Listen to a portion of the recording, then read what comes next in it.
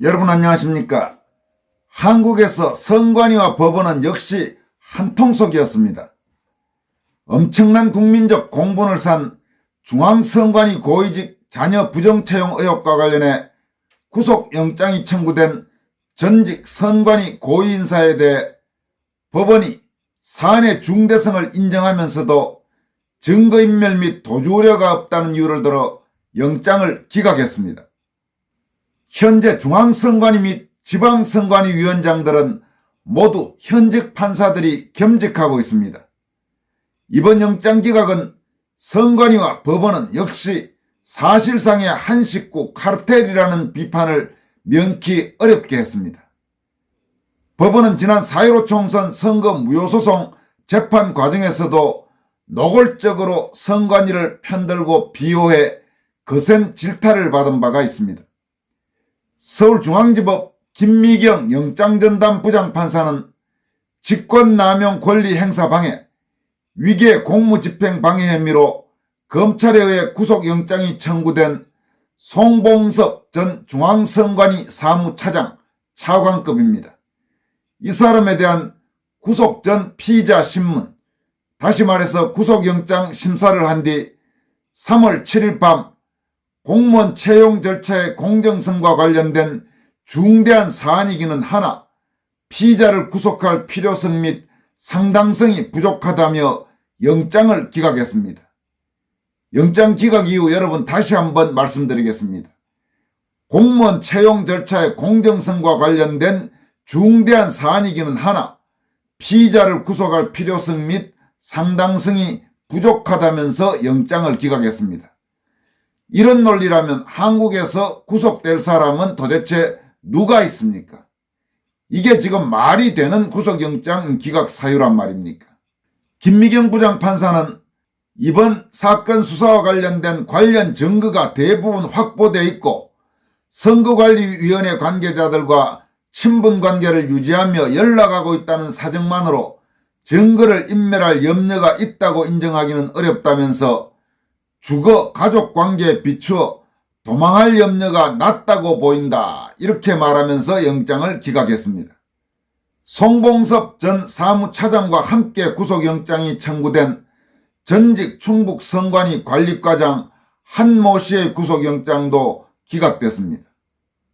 김 부장판사는 사실관계는 대체로 인정하고 있고 관련 증거가 대부분 확보되어 있다면서 퇴직자로서 선관위 소속 공무원에게 영향력을 행사할 가능성이 있다는 사정만으로 증거인멸 염려가 있다고 인정하기는 어렵다라고 밝혔습니다.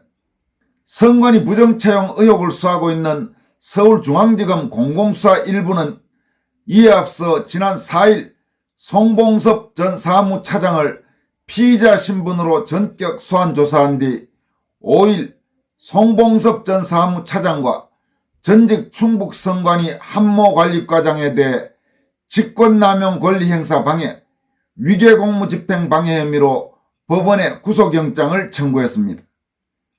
검찰 수사 결과 이 두 사람은 공모해서 문재인 정권 시절인 2018년 1월 송봉섭 전 차장의 딸 송모 씨를 충북 단양군 선관위 경력직 공무원으로 채용토록 한 혐의를 받고 있습니다.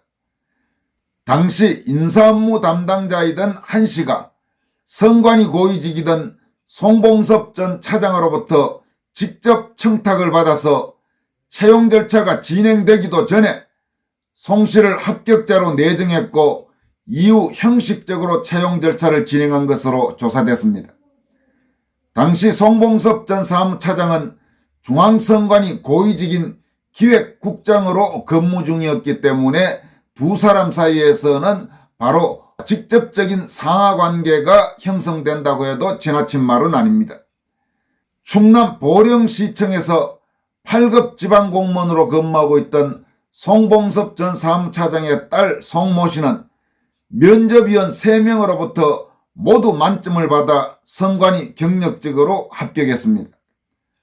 한 씨의 경우 이 사건 외에도 고등학교 동창의 딸인 이모 씨의 충북 괴산군 선관위 경력직 공무원 부정채용에도 같은 방식으로 관여한 것으로 검찰은 파악했습니다. 한 씨는 이를 위해 이 씨의 거주지역을 경력 채용 대상 지역으로 결정하고 이 씨를 합격자로 내정해 채용 절차를 진행한 것으로 밝혀졌습니다. 송 전 차장은 채용비리 의혹이 불거지면서 선관위가 지난해 5월 특별감사를 진행하자 특별감사 결과와 상관없이 현 사태에 대한 도의적 책임을 지겠다며 함께 딸의 부정채용 의혹이 불거진 박찬진 전 선관위 사무총장과 함께 사퇴했습니다. 한편 2022년 3구 대선 직전 광주광역시 남구 구급지방공무원에서 전남 강진군 선관위 경력직으로 채용된 박찬진 전 사무총장의 딸도 6개월 만에 8급으로 승진해 아빠 찬스 논란이 제기된 바가 있습니다. 검찰은 권익위원회의 수사 의뢰와 시민단체인 자유대한호국단 고발 내용을 검토해 지난해 9월부터 11월까지 3차례에 걸쳐 중앙선관위와 전남선관위, 충북선관위, 박찬진, 송봉섭 씨의 자택 등을 압수수색하면서 본격 수사에 나섰습니다. 검찰은 송봉섭 전 사무차장에 대한 구속영장이 발부되면 상급자인 박찬진 전 사무총장도 곧 소환조사할 방침이었습니다. 그러나 법원에서 이번 사건의 사안의 중대성을 인정하면서도 증거인멸 및 도주의 우려가 없다는 이유를 들어 송 전 사무차장에 대한 구속영장이 기각되면서 박찬진 전 사무총장에 대한 수사에도 일정 부분 차질을 빚을 가능성이 높아졌습니다. 시청자 여러분들은 선관위 부정채용 의혹 고위직에 대한 김미경 서울중앙지법 영장전담 부장판사의 구속영장 기각 결정을 어떻게 생각하고 계십니까? 저런 식의 논리라면 정말 속말로 엿장수 마음대로 아닙니까? 판사가 봐서 자기가 구속시키고 싶으면 무조건 시키는 거고 기각시키고 싶으면 기각시킨다고 말한다고 해도 지나친 말은 아닐 겁니다. 도대체 저런 식의 말도 안 되는 논리로 구속영장을 기각하면 구속을 시킬 사람이 대한민국에 몇 명이나 있습니까? 김미경 판사를 비롯해서 현재 한국 판사들에게 물어보겠습니다. 당신들은 과거 박근혜 이명박 전 대통령은 물론이고 사법부의 수장, 바로 당신들이 근무하고 있는 법원의 최고 수장이었던 양성태 전 대법원장까지 검찰에서 구속영장을 청구해 오면 자동 판매기처럼 영장을 발부해왔습니다.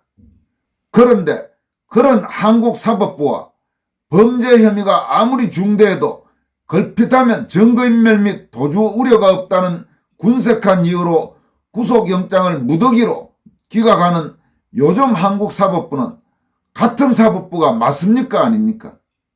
그때는 그때고 지금은 지금이라는 겁니까? 왜 한국의 판사들은 상대에 따라서 그렇게 논리가 달라집니까? 한국의 국민들은 한국의 판사들이 내리는 결정을 요즘 도무지 이해할 수도 없고 수용하기도 어렵습니다. 한국의 사법부에 대해서 불신이 커지는 건 바로 판사들 당신들이 직접적으로 책임을 져야 될 사안 아닙니까? 도대체 선관위에서 저 엄청난 부정채용 의혹이 불거지고 그에 대해서 선관위의 아주 핵심 고위직들이 줄줄이 관련되어 있는데 그에 대해서 구속영장을 기각한다. 그걸 수용할 수 있는 국민이 몇 명이나 되겠습니까?